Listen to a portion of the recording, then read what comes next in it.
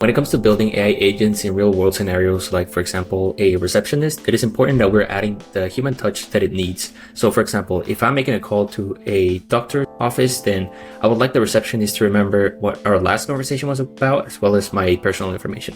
So for this case, there's multiple ways you can do it. And one of them is having information in a database, such like a CRM or a Google Sheets, from where the user's information gets pulled based on their phone number and it's given to the agent so that it has that context. Another way is a little bit more advanced, in which you're going to be using relationship graphs. And what a relationship graph is basically an AI brain which behaves like a human brain. It behaves in a human way in terms of the memory, because it creates entities between different inputs that are given to them to better remember that person and what their previous conversations have been about. So first of all, this is Zep right here.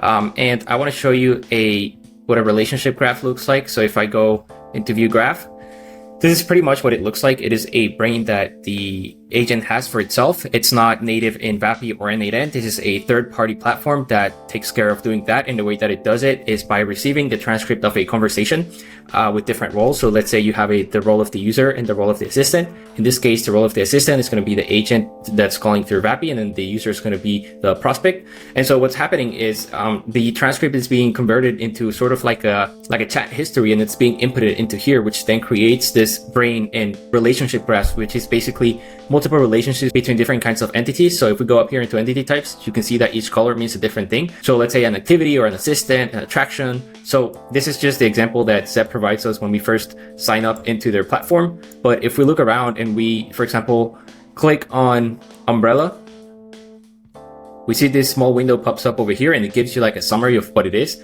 So here it says the entity is an umbrella, and based on the conversation, it is recommended to pack an umbrella for the trip to Paris. So